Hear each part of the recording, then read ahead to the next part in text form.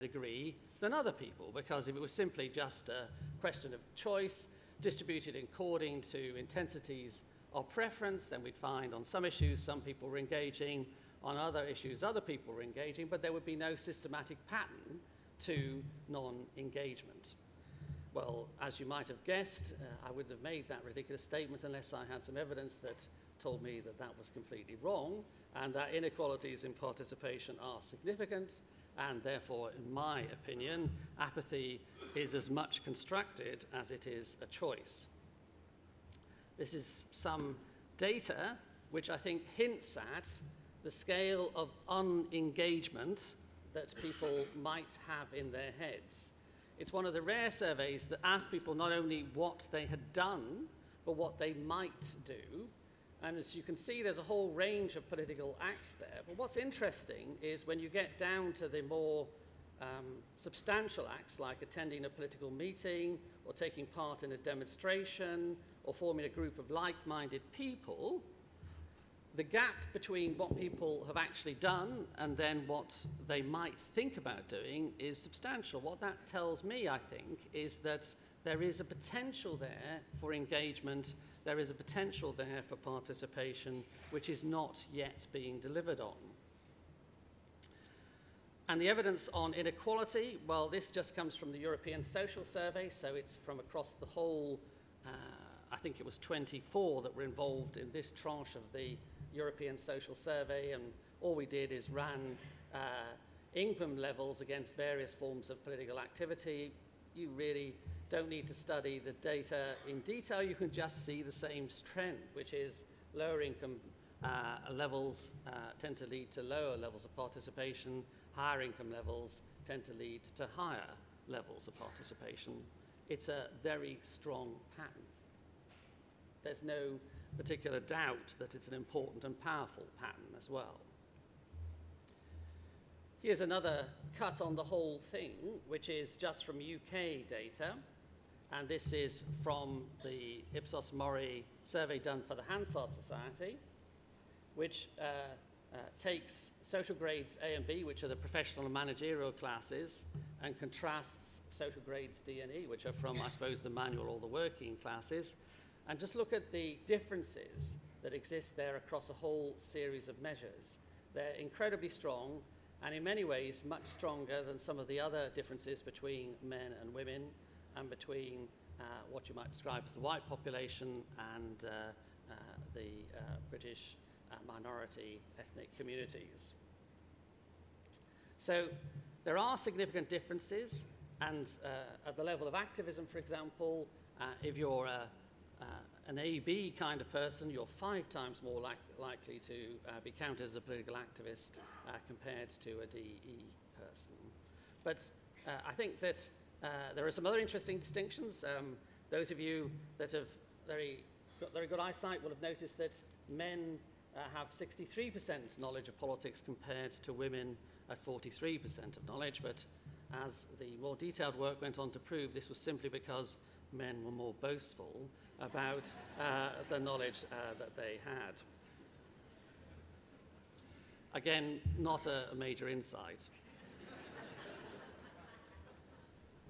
Okay, so I think that what I've tried to do is establish for you what would be, I think, the basic model of understanding participation that you get from virtually any political scientist, which is it is driven substantially by social and economic variables. You don't understand that and you don't take that on board, there's no point carrying on with much of what you're doing over the next 2 days. Where are the cutting edges of research at the moment in terms of this? Some absolutely fascinating work about how different personality types might also be inclined to engage in politics in different ways, which I think will add substantially to our knowledge and understanding. It's a piece of work that I'm engaging in at the moment, trying to look at how you can look at different personality types, control for a lot of the other variables, and see whether or not personality actually does make a significant difference in terms of what people will engage in and why they are happy to engage in some things and not in other things. So that might lead to some important insights. There's also, I think, an interesting amount of work on the role of emotion and, to be honest, anger in driving people's participation and engagement. And again, this is a significant issue if you try and frame participation all the time as some kind of managerial solution. If it turns out that people have to get angry before they engage, then this might be something which you need to think about. And finally, we know that significantly friendship networks and networks of people who you're acquainted with drive very substantially your engagement as well. And understanding how networks might play a part in encouraging people to come who wouldn't ordinarily come is also something which I think we could think about. And I think there's another issue which has already been put on the table, which is that we need to think a lot harder and understand a lot more about what citizens' problems are with politics and the representative process. And again, this is something which we're trying to do at the moment in some of our own research work, doing very detailed focus group work, actually trying to explore with people what it is that they find problematic about politics and why they find their engagement difficult or alienating. So there are hopefully some new research insights which will help in the debate and begin to take us into new territory, but the standard starting point is to recognize the socioeconomic variables and their influence on inequalities of engagement that I've outlined. So we need, therefore, logically, systems that can cope with diversity. And again, there's some fantastic experience about how to engage with hard-to-reach groups and how to ensure that they are involved. And we have some good practice that we can point to. And more generally, if you're looking about systems of engagement, what you'd say is that those that are more direct or more straightforward, more simple, tend to display less bias. In other words, the differential between somebody being asked to vote as opposed to somebody spend a huge amount of time on deliberating is one where voting would tend to show less inequality and less difference. And we know that different forms of non-partisan engagement seem to have a great deal of attraction for people who won't engage in mainstream politics. So again, creating different fora and different opportunities for people to engage seems to be the most obvious way to address issues of inequality. And in work that I've done with Lawrence Pratchett and Vivian Lowndes, what we tried to do is produce an audit tool to enable public authorities to think hard about how participation works in their amongst their stakeholders or amongst their community, and we have a set of papers which have been used to back that up as well, and it's a framework which has been used quite extensively throughout Europe, but also, I understand, in some parts of Australia. And my colleague Lawrence Pratchett is now based at the University of Canberra and is willing and able to offer support for anyone in Australia that wants to try out using the framework on their groups. But clearly, the main feature of the framework was the amount of time that we spent developing it under the nomenclature of CLEAR. We spent 2 years thinking about CLEAR and then half an hour doing the research so that we could put them under those headings, just so we could publish an article that said, what drives participation, it's clear. The clear features are hopefully fairly familiar to you. The can-do feature relates very strongly to the socioeconomic factors. The like-to feature is that people have to feel that they're part of a community, part of the group that should be asked. The enable to and the asked to reflect the sense in which they're mobilized and the way that they're approached.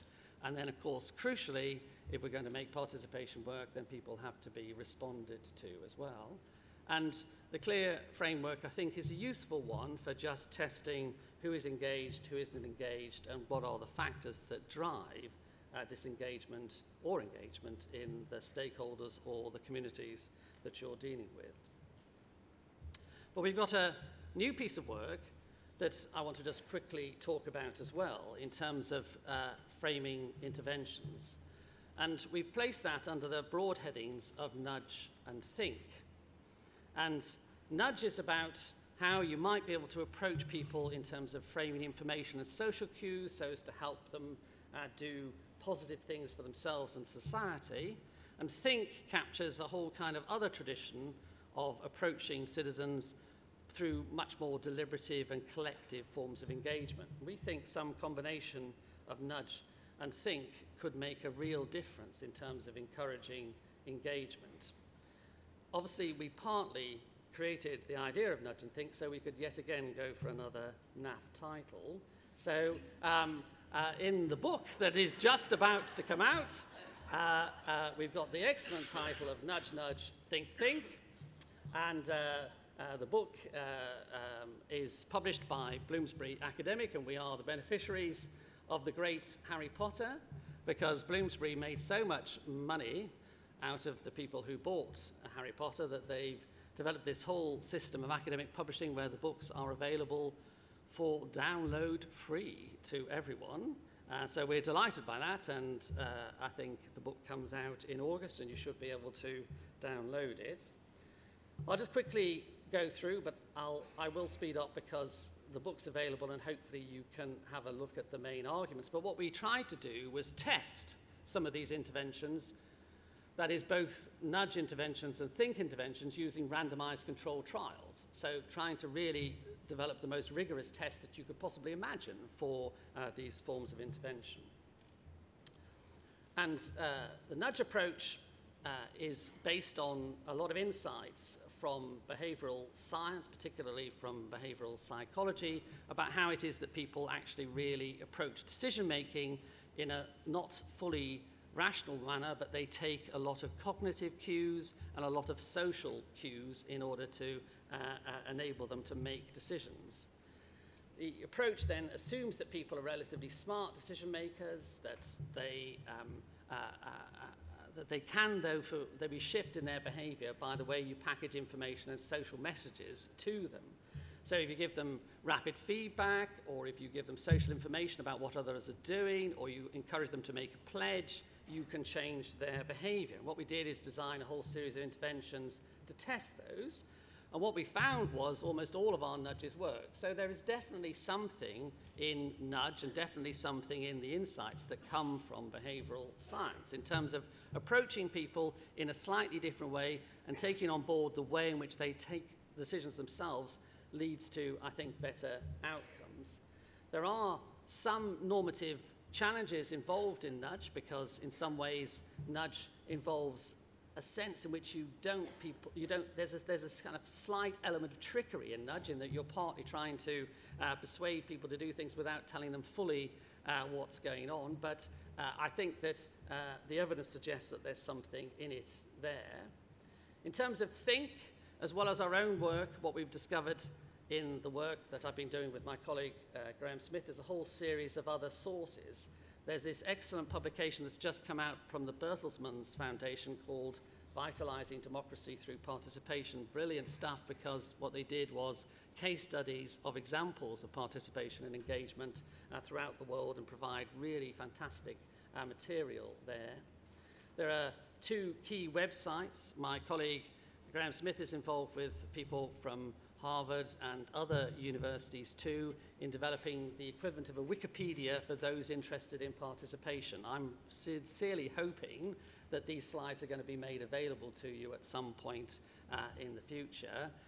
But basically, there's this new website called Participedia.net, which is going to be a great tool, I think, for gathering people's knowledge and information about participation initiatives and giving people a sense in which they can add their own and contribute their own discussions. And if you're interested in the Bertelsmann Foundation, then that's the website for that. That's what the page is going to look like.